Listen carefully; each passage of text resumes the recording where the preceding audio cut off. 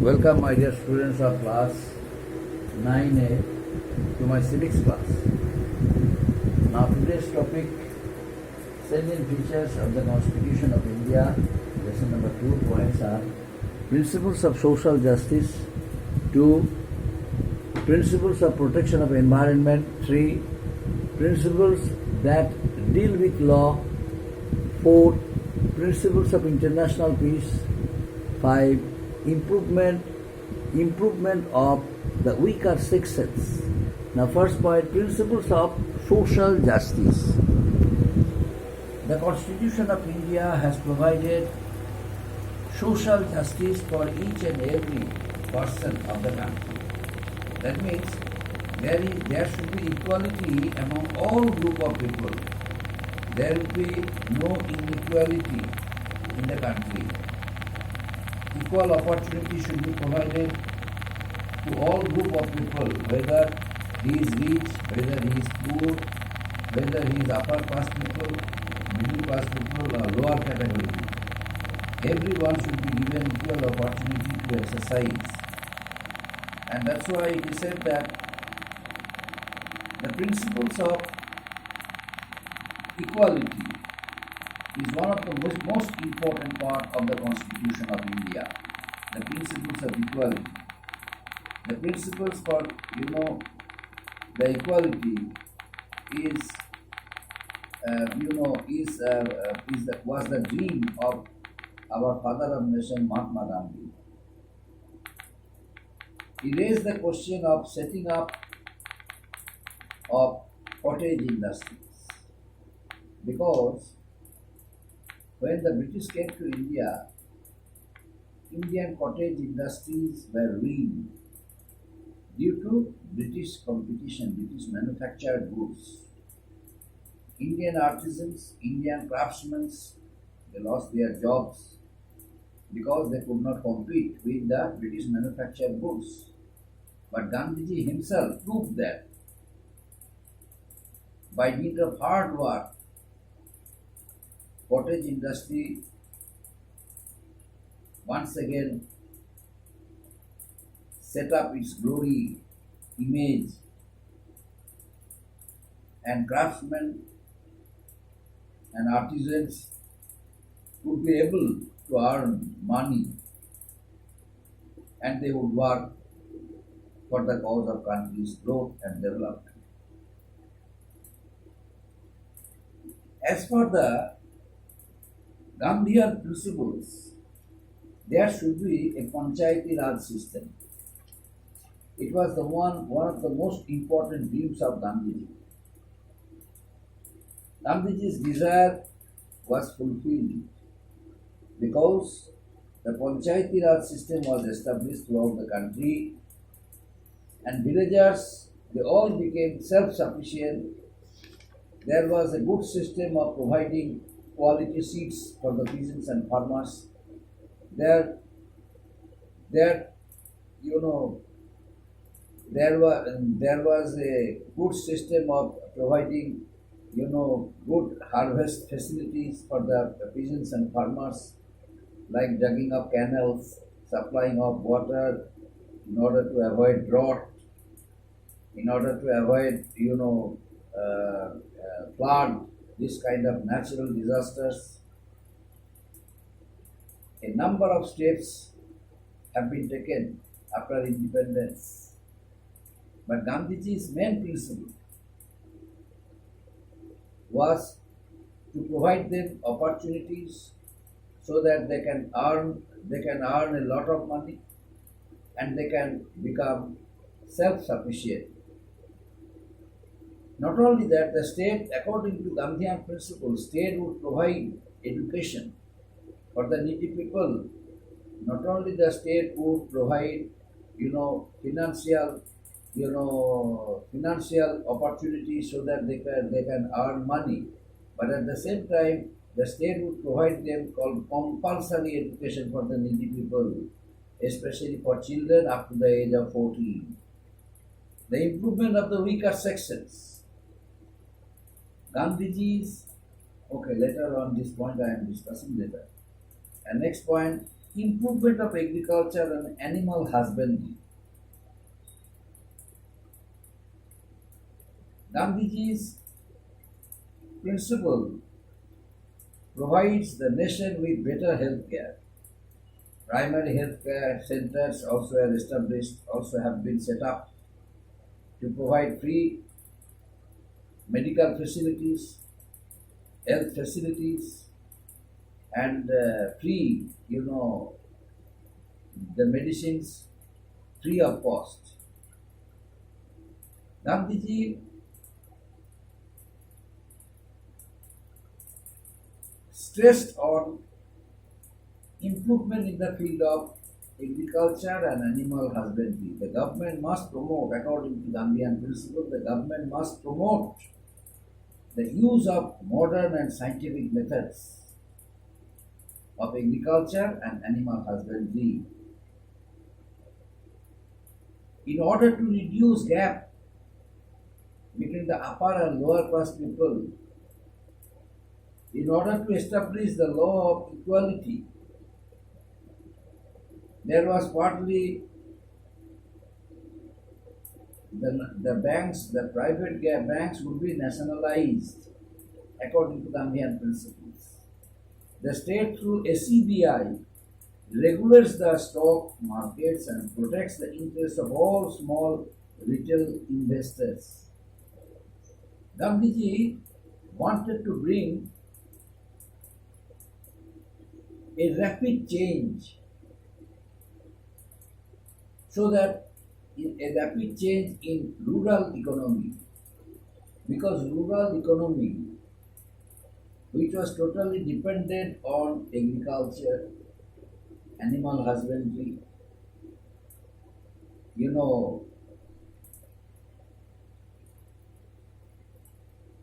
their economic interests should be safeguarded according to Gandhian principles. They all were lagging behind. That's why Gandhiji favored nationalization of private banks. Ultimately, some private banks were nationalized during when Mrs. Indira Gandhi was the Prime Minister of India. Many banks were declared nationalized. But it was nothing but the dream of Gandhiji, Gandhian principle. That's why Mrs. Gandhi got nationalized many banks. Next one, improvement of the weaker sections. Gandhiji always favored the weaker sections of the society. He wanted to improve their lifestyle because the weaker sections of people had no life, they could not earn money, they could not face the problems, they could not face any type of problems. They always depended on the upper class people. As a result, the upper class people took its advantages. But Gandhiji strictly condemned it, Gandhiji strictly criticized it, and he always insisted on favoring rural class, weaker section people of the rural society. That's why Gandhiji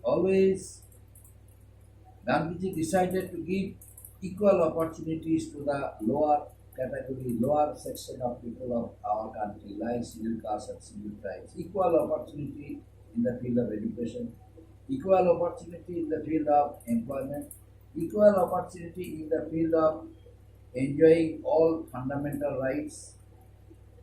So, in the interest of this weaker section of marginalized communities, Gandhiji ensured social justice and freedom from exploitation. Now, prohibition. Prohibition is a ban on slaughter of cows and calves and other animals. There is also a ban on the use and abuse of drugs and intoxicating drinks that have harmful effects on the society. Gandhiji strictly condemned it. Gandhiji strictly criticized this system. That's why he prohibited from doing it.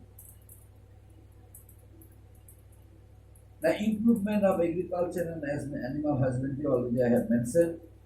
The government has provided much facilities, much use of modern system and scientific methods in the field of agriculture and animal husbandry.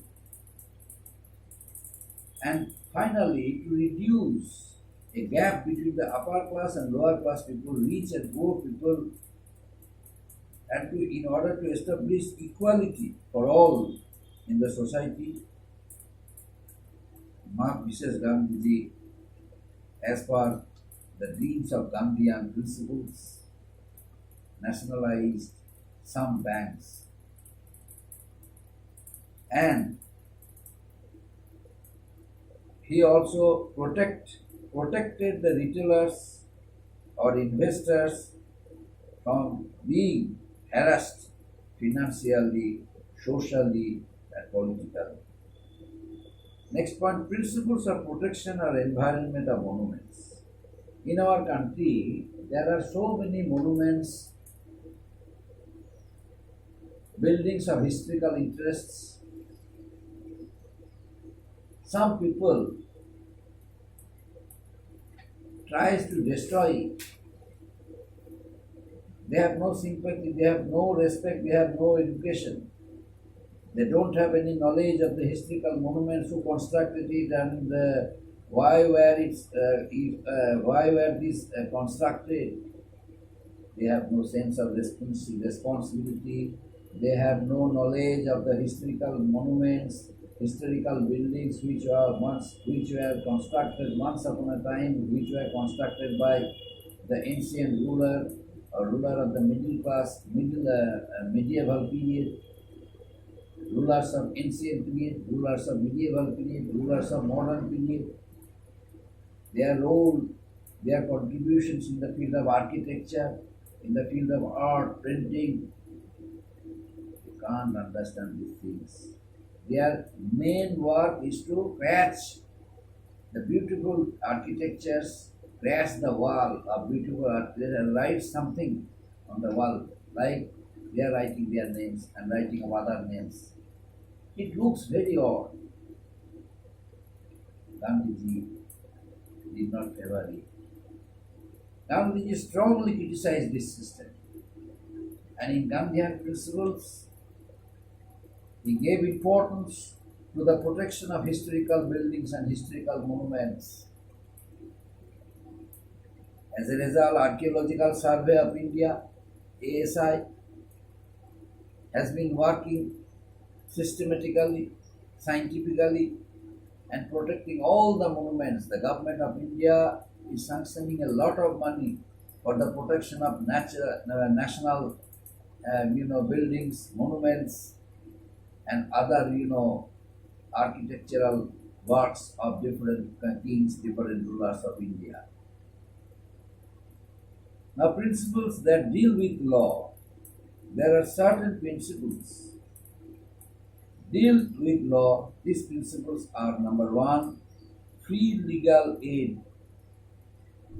What is free legal aid? Free legal aid is a system of providing economic facilities for the weaker sections of society. That means the free legal aid, so that there is social justice for the poor. Free legal aid. And a uniform civil code in the country to strive and achieve a uniform civil and judicial system for all citizens, irrespective of their caste, creed, and religion, customs. These facilities also are provided for the weaker section of people. Separation of the executive from judiciary, so that judiciary can work independently. That's why in the Gandhian principle, Gandhiji raised question about that there should be no connection with judiciary and judiciary and executive. Executive and judiciary would be separated. Why? Because the executive should not wield judicial power. If once they wield judicial power, then they would interrupt the process of judicial system. That's why, in order to provide, independent rights, the judiciary system or the judicial system of the country should be provided facilities so that they can work independently. That's why the justice must be compromised and the citizens denied his or her right to equal treatment in the eyes of the law. That's why separation from executive and judiciary, separation of the executive from the judiciary is a very important part of the Gandhian principles. Now, principles for international pact and society. Our founding father had hoped that India would play an important role in the international field, international arena to spread peaceful coexistence, peaceful ideals of our society. And a message should be communicated to the whole world, that India is a country believes in peaceful cooperation, peaceful coexistence. India believes in bilateral talking so that war can be avoided, political tensions can be avoided. So these included the following things. Number one, promote international peace. Number two, maintain honorable relationship with neighboring countries. Number three, create respect for international law and abide by its ruling in the areas of trade and manufacturing goods. So these are the Gandhian principles, and according to which our constitution maker and the people, both of them have become benefited. The constitution maker realized that the constitution maker made it and hoped that their dreams, his dreams, will be fulfilled in the long run. So people, they realize their dreams, and government has come forward for the help of the people. As a result, in every step of life, rapid growth and development has become possible. Up to this, my dear students.